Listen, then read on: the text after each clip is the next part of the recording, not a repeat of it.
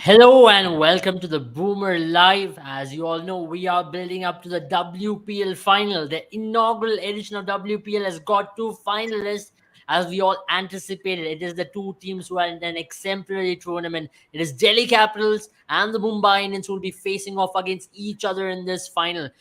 It's been a crazy tournament for a lot of reasons because 3 weeks of intense cricket and two teams had consistent run throughout it. It has been Mumbai Indians. We did predict this at the start itself.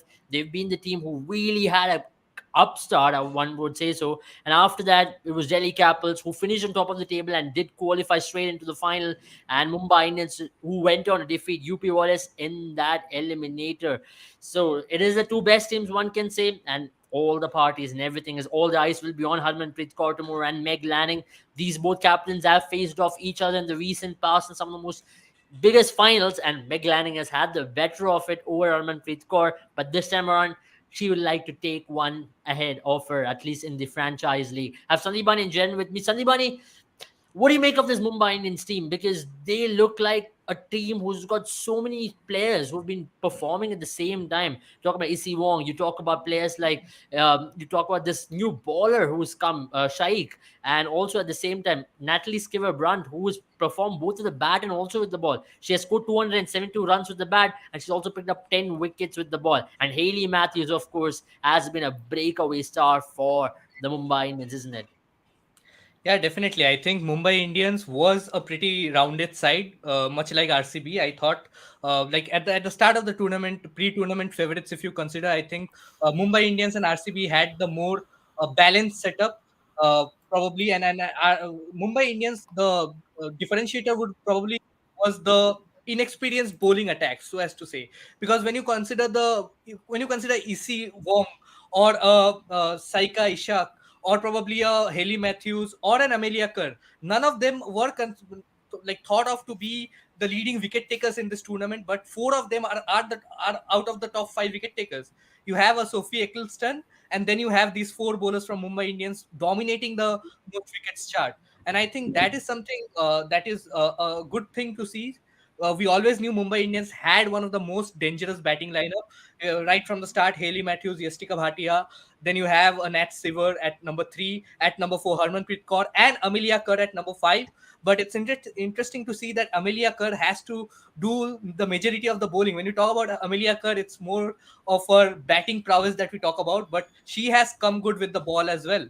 So all in all, a very good sort of balanced setup heading into the finals, and I think Harmanpreet Kaur would be hoping to get that one up on Meg Lanning, at least even if it is on the Premier League front.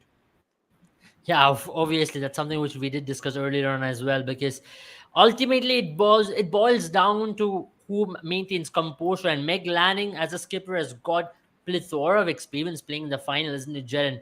You reckon that is definitely going to help Delhi Capitals in a game like this? Talking about someone like a Shefali Verma, who has definitely faced a lot of critics in the small career, whatever she's had, of not performing in the final.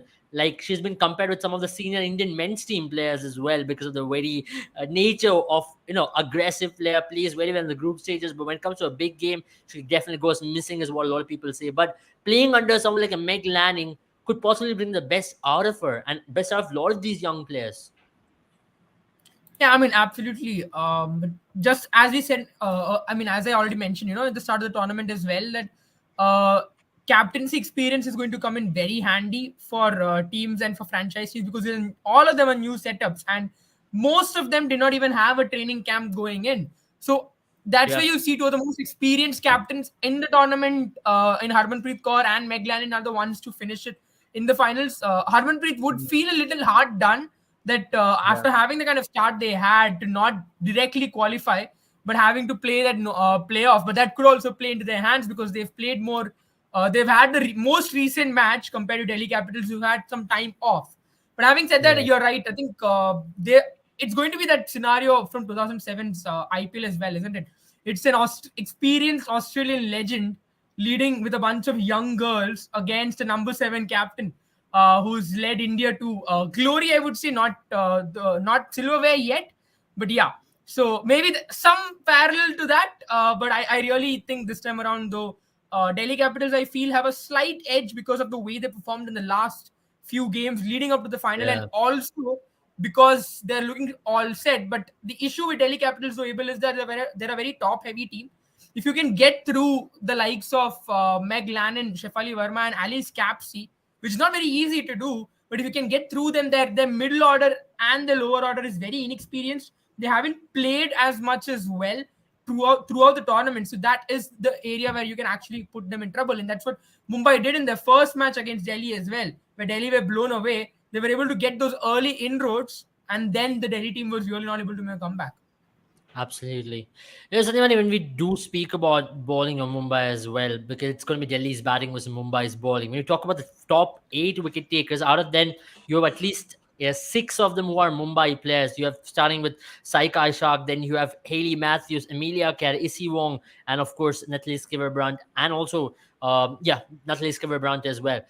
Do you reckon ultimately this is that combination of different players chipping in with the ball for Mumbai Indians against a Delhi Capitals formidable top order who's been doing very consistently well as well? Meg Lanning is a leading run scorer in the WPL with 310 runs, and she's looked like the best batter as well among all of the batters who have performed in this tournament.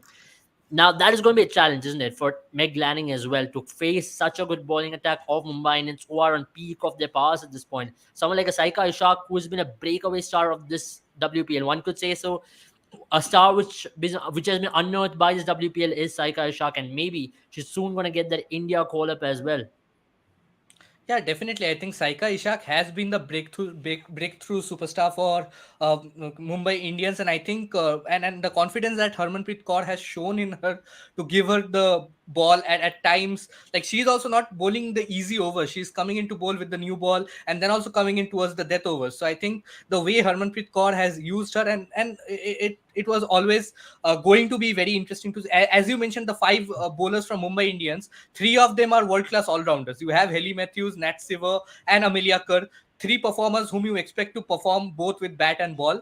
But it's Issy Wong with the ball, and also Saika Ishak doing the job for them. I think Yeah, specialized bowlers are an important field in women's cricket as well. We often tend to overlook them. Specialized bowlers or batters, we are more hyped about the all-rounders, because more often than not you have a Talia Megra or Ellis Perry coming in doing the job with the bat and with the ball, which is something of a performance that you should expect. But you also need those specialized players like Grace Harris, how she performed for Gujarat Giants throughout this tournament. It was great to see. And another all-rounder that I would like to mention, I think Alice Kepsey has done a spectacular job.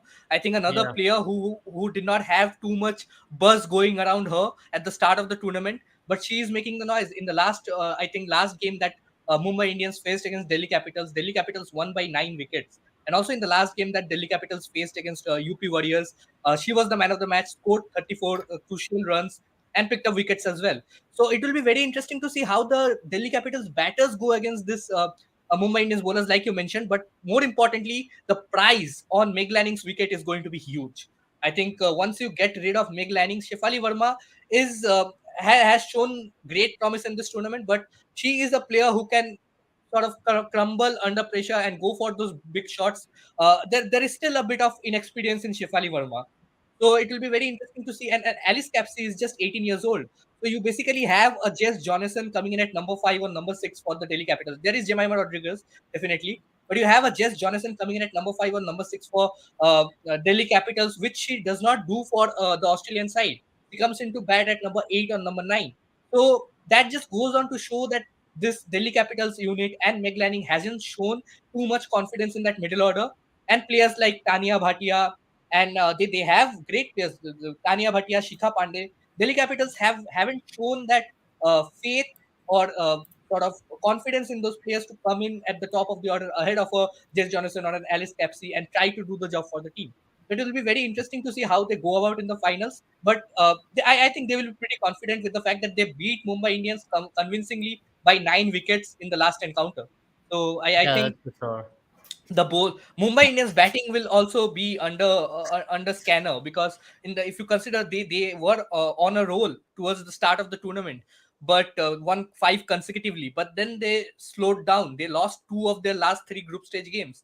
So I think they have the pressure will be on Mumbai Indians as well, because Delhi Capitals is a young side. They won't have too much of a pressure. It's just Hmm. Meg Lanning with her outstanding captaincy and understanding what player can come in and chip in and do the job for the side. That has been Mm. contributing for I Delhi mean, that's Capitals. going to be one factor for sure, because playing fearless brand of cricket tomorrow is going to be the key, and someone who's done that time and time again is Meg Lanning. You reckon that's going to add an extra bit of advantage to Delhi Capitals tomorrow, Jaren, because of the very factor that Meg Lanning is going to go out there and say, I've been in so many finals. I'm not scared of losing at this point. But on the flip side of things, Harmanpreet Kaur has lost a lot of finals. So that's going to be added pressure for Harmanpreet Kaur stepping up tomorrow. And for Meg Lanning, she's got nothing to prove to anyone. She's gonna go out there and say, just go out there and express yourself, just like yet another game. And maybe that's going to bring the best out of Alex Capsey and maybe someone like Shefali Verma. Jess Johansson has also been in so many finals as well. So that's definitely not going to be an issue for the Delhi Capital side. And Jemima Rodriguez as well. Such a big occasion for her to come into the party. Yeah, I think it's also got to do with the form of the two players. I mean, Meg Lannon has done an excellent job throughout the tournament. Harmanpreet Kaur, she has done really well in the first few matches, but again, in the past few matches where Mumbai did struggle, she's really not been able to play that kind of innings that maybe Meg Lannon has done on a consistent basis. So, having said that, though, Harman would be a lot more confident in that sense. Ki you would always argue that whenever there's an Australia and India final in terms of women's cricket, it's always the Indian team which is the underdogs. But in this situation, you would say both of them are matching each other. Both of them are going to be matching each other's prowess. So they're going to be on the level. They're going to be on level playing field, and that's where I really think even throughout this tournament, right, the pitches have slowed down a lot more. It's not been as easy to score as it was before. So having said that, now what happens is, I think the team which is able to keep the wickets in hand. That's one thing I've noticed throughout the women's IPL. The moment the top order fails, we've seen most teams crumble, right? So that's where I think maybe the best way to go forward is probably to bat second, try Yeah. and force the opposition team to set a target. And if you're able to get the first few wickets very early, that really puts the pressure on the batting team at that point in time to Mhm. put up a target. Yeah, I think that's about it from the final. But I think we should talk about some teams who really did not turn up to this IPL, WPL rather. And you reckon RCB is on top of the chart because they were a team who really did not really perform most of these occasions. They had a good side, maybe at the start of the tournament, but they maybe not have the balling. One can say so. That's something which we did identify right after the WPL auction as well. That they did lack a lot in their bowling. They did lack variety in their bowling. They did rely heavily on their all rounders to step in. Once their all rounders did not, and in conditions as well for Renuka Thakur, who's been heavily a condition dominant bowler, she has also not Yeah. been in the radar for RCB. So, anyway, what do you make of the RCB setup? What really went wrong for them at the start? Yeah, I think you pretty much summed it up. I think everything went wrong for the RCB, starting with the captaincy. You can't really blame a player like Smriti Mandana, who has captained very rarely in previously. So it takes time. When you have some such quality players like Ellis Perry, Sophie Devine, and Heather Knight. It takes like you have to adjust. And also, if you talk about bowling, I think they had a pretty star-studded bowling lineup as well, starting with Megan Shoot and also Renuka Singh. But like you mentioned, Renuka Singh did not have the conditions, and her bowling. And felt that she was like in a very good form at the start of this tournament when she came into this tournament, but she just did not click in this tournament. Probably Yeah. got to do with pressure and bowling in small boundaries towards the later half of the game, not nailing her Yorkers, and she was something like I did not see Renuka Singh like this in the international cricket, because I know a lot of people will say that she does not have the experience to bowl in the death overs, and she predominantly picks up wickets towards the earlier parts of the game when the ball is swinging. But I think she was doing a pretty good job for Team India in the death overs as well. Probably not in that World T20 final, but apart from that World Cup final. But apart from that, I think she did a pretty good job. But also having star power like Megan Shoot, I think she'll be very disappointed with her performance. And also, it gave an opportunity for a breakthrough superstar like Shriyanka Patil. I think it will Mm. be very interesting to see how she goes.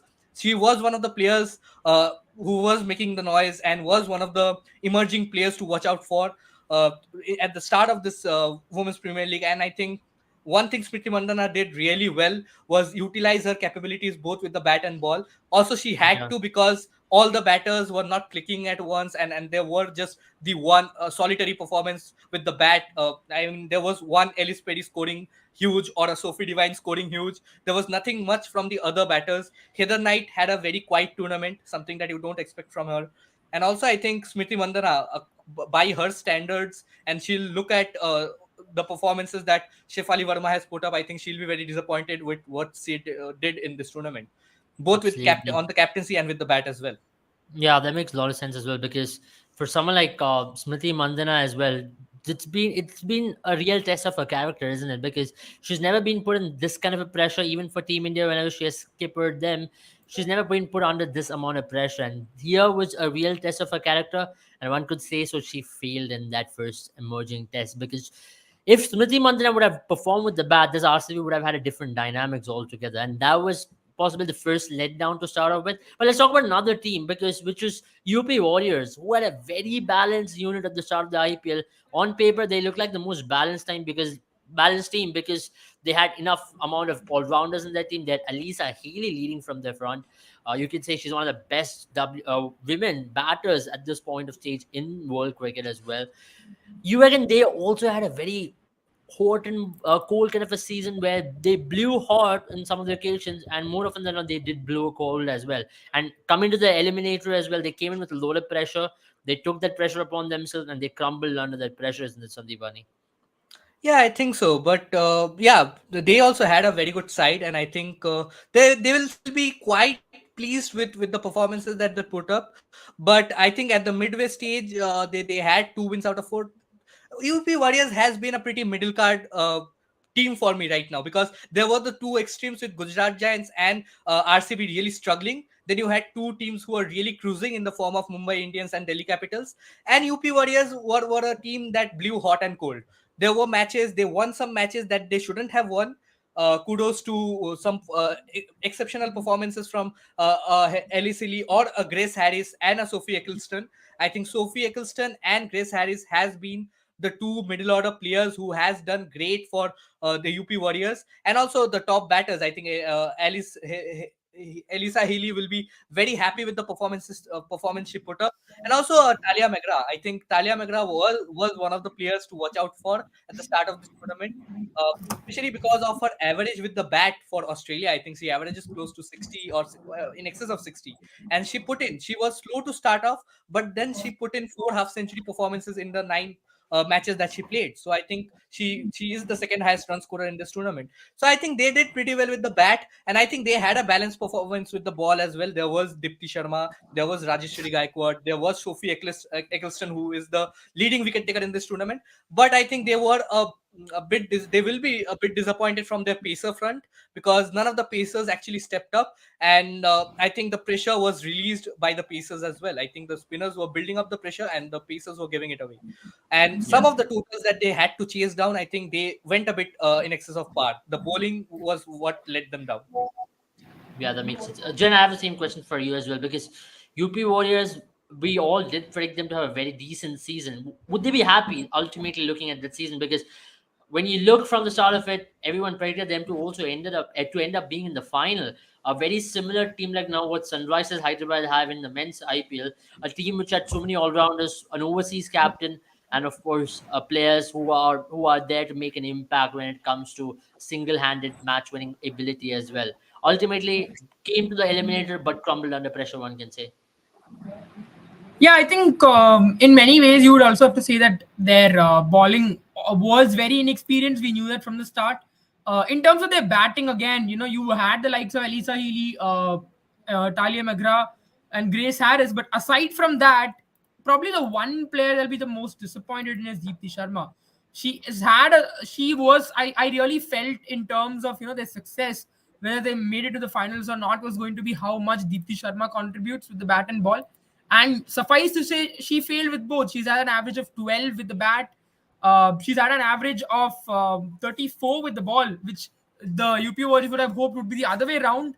But that is not. That's one thing that did not work in their favor. And then again, when it comes to their pace bowling attack, they really did not have anyone. I think the best player they had was Anjali Sarvani, the left arm pacer, a rarity to be very honest, to have a left arm pacer in women's They had cricket. a Like, you know, Shabnim Ismail, but she was not available because she, of the four all rounding, like four yeah, foreign correct. player option. I Yeah. think in that sense as well, they did not play Shabnam Ismail because she is a pure bowler, and they wanted someone else to take up the. They thought that they had Indian pacers to make it up for, but I felt her inclusion in the team would have been a good thing for them because she did have a very good run so Whose far, and mobile is on, guys?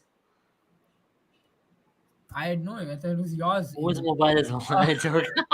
This is something It's okay. classically Abel does. I think he No, no, keeps that's his not me. phone That's not on me. I and don't then have he my yeah. mobile is charging over there, so it's definitely not me. I think it's Sandeepani. Sandeepani, you're caught. No, bro. No. No worries. Yeah, go ahead. yeah, I mean, so as I was saying, I think that's where they really even had to, rely on someone like Sophie Eccleston. She But you can reckon bat with the so bat. Sophie if Eccleston does perform every time she gets the ball in her hand, and She is the she best now is in the T20 purple bowler in the cap world. holder as well. She's been the best bowler of the tournament until and unless Yeah. something really goes wrong tomorrow when it comes to purple I cap think 2 wickets standings. is what Saika Ishak requires to Yeah, I beat think that. Saika Ishak is that probable candidate to get their purple cap at this Yeah. point, but I still reckon Sophie Eccleston will be that person at the end of the Because day. Even if she matches on 16 wickets because of the lesser games played, Sophie Eccleston will get that purple cap. Until and unless maybe Saika Ishak can pick up 3 or 4 wickets tomorrow, anything is possible. That's something which we are not ruling out at all. But Sophie Eccleston has been that breakaway performer for them, alongside, of course, Talia McGrath as well. yeah, I mean, but the issue is you had to depend too much on her, wasn't it? Because she was your fifth highest run getter, even though she only scored 70 runs. So that itself is not a very good sign because some of your batters, I think someone like Sherawat was a big disappointment. Everyone expected her to have a breakout season this time around. Yeah, She really did a great job in yeah. the under 19 women's tournament. But then that also shows, right, that the kind of difference, that the kind of gap that is there between an under 19 tournament and a tournament like the WPL. So won't really blame us. So that's where I feel they were a little green. I mean, they were a little raw around the edges, and that really showed up in the eliminator as well. Absolutely, yeah, that's something which I also felt throughout watching the tournament. As to UP Warriors did turn up in some of the occasions, but more often than not. But other team which we had to talk about is Gujarat Giants. The very first game they lost their skipper, who they bought for big bucks. From there on, it's been a derailing tournament for them, isn't it? They end up being on fifth in the table. That's also because of net run rate, but still a tournament to forget for the Gujarat Giants. Ultimately, you reckon they really failed in the picks which they had in the auction. Something which we did criticize them in right after the auction was them not picking up the right players, maybe focusing too much on one particular set of players from one particular team. We did mention there was predominant or heavy picks from the Railways team, and there's also because of Mitali Raj being in the auction table. Other than that, they will not really did not pick up a team to go out there and win matches, especially when it comes to having match winners, maybe single-handed match winners. Beth Mooney is a definite match winner, but other than her, you really couldn't find players who could go out there and do a job. There are players who did step up on occasions, but Beth Mooney losing her was a major, major fall, major chunk in that armor of the Gujarat Giant team, isn't it? Yeah, Yeah, I definitely, and I mean, think they backed a lot. They were depending on Bet Mooney a lot, and I think the majority of their purse went on for buying Ash Gardner. I think they spent 3.2 crores for buying her, and I think she was the one player who did the job for them both with the bat and ball. I think she is the leading run scorer for Gujarat Giants, and she is also, I think, the second highest wicket taker for Gujarat Giants after Kim Gard. Yeah. But I think apart from her, there was nothing. They did not have a batting core after Beth Mooney. And we mentioned this at the start of the tournament as well. If your middle order consists of Harlin Devar, Deol, and Hemlata, you are really banking on those railway players and the Indian stars who haven't yet. Harlan Diol for a change, she did have a very good season. This was the best of Harlan Diol we've seen so far in her career, isn't it? Because she really took up the responsibility in some of the occasions, and she really did come well. Of course, we know how good a fielder she is, but with the bat, especially batting at number 3, was a different change for her.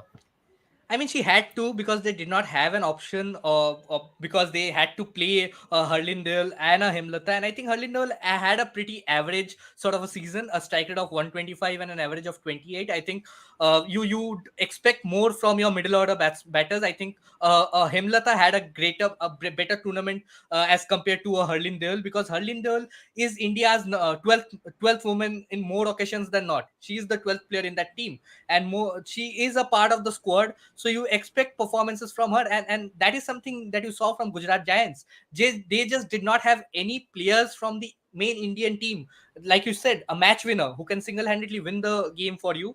They did not have any experienced match winners in their team. You can call a Sneha Rana as a player, like she had to captain the side, and I think she did a pretty good job after losing Bet Mooney in the first game.